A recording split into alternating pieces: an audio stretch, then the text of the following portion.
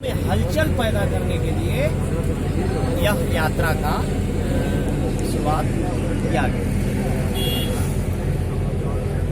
आप थोड़ा किसान आंदोलन पर बोलिए। तीन दिनों का ये जो धरना प्रदर्शन सब चल रहा है, ये किसान आंदोलन के क्या डिमांड है, क्या मांग है और कहाँ तक आप सफलता आप लोग को लग रहा है कि मिलेगी और मोदी सरकार कहाँ तक झुकेगी आप लोग?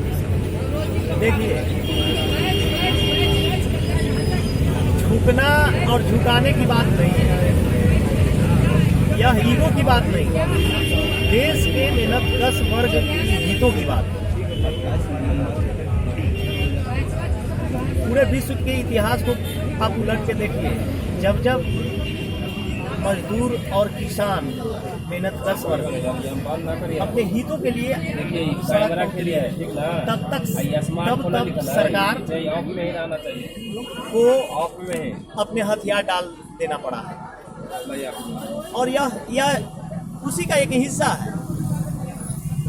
जैसे जैसे देश में फांसीवादी का जो नीति चलाई जा रही है, वैसे वैसे किसान और मजदूर ये लोग प्रभावित हो रहे हैं। जंगलों में जो जंगलवासी हैं वो प्रभावित हो रहे हैं। तो क्या वो चुप बैठने वाले हैं? यह सरकार के खिलाफ ये जितने भी आंदोलन चलाए जा रहे हैं, यह एक वो चेतावनी भी है, या ये कहिए कि उनको एक संदेश भी है कि अगर यही नीति पर चलता रहे तो आने वाला समय में बहुत जल्द केंद्र की जो तानाशाही सरकार है खत्म हो जाने वाली है। क्योंकि देश के हाथ किसानों की आत्महत्याओं के पीछे क्या कारण है? क्यों किसान आत्महत्याएं कर रहे हैं?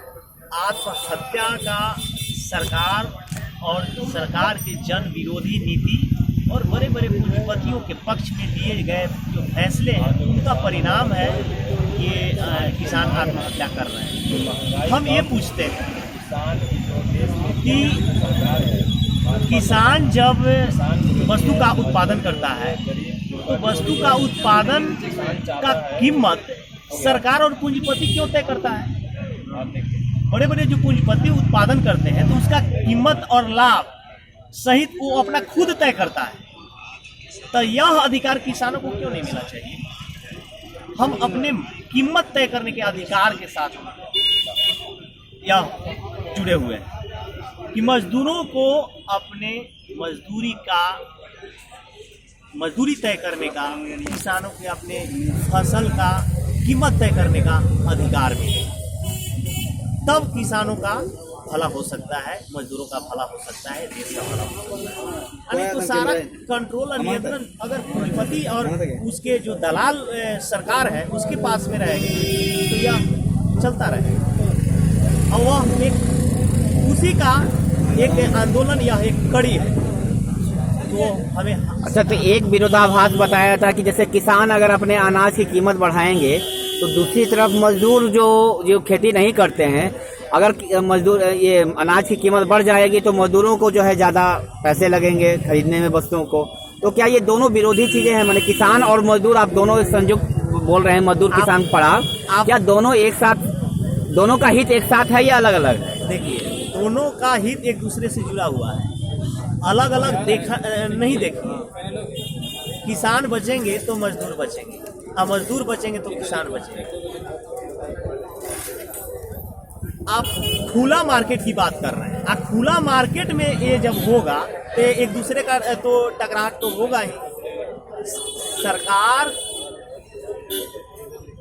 एक कई तरीके से मजदूरों और किसानों को हित की बात कर सकता है, हित की पॉलिसी दे सकता है, लेकिन यहाँ तो बात मजदूरों का भी और किसानों का भी, जितने भी हित हैं वो सब समर्पित कर दिया बड़े बड़े पूंजीपतियों का। उसका केंद्र में लोगों का वेलफेयर या भलाई नहीं है, लोगों को नीचे तबके के ज़्यादा से ज़्यादा एक्सप्लॉयटेशन करके श्रम का शोषण,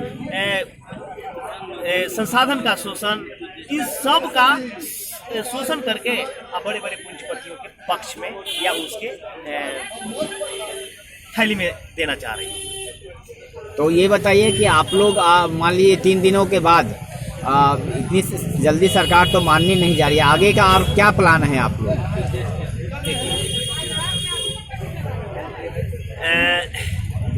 मैं एक बात बता देना चाहता हूँ कि बहुत लोग यह सोच रहे हैं कि 2024 में जो चुनाव है उसके पहले ये आंदोलन खड़ा किया जा रहा है। ऐसी बात नहीं है।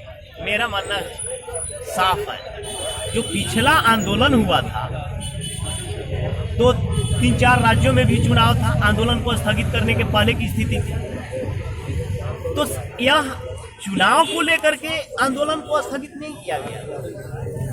देश के उसी किसान आंदोलन से प्रभावित होकर के उस एक तरह से आग उत्पन्न हुआ था, चिंगारी उत्पन्न हुई थी, और उस चिंगारी से देश के अलग अलग क्षेत्रों में मजदूरों ने, आदिवासियों ने, सर्विस से जुड़े जो संगठन है, जो अन्य जो शोषित समाज है, सभी जगहों से उसी के समर्थन में जो आंदोलन खड़ा हुआ था, और उनको लगने लगा था कि लगता है कि अब पूरे देश में एक आंदोलन या आग उत्पन्न होगा आंदोलन का, इस डर से वो पीछे का कदम उठाया गया था।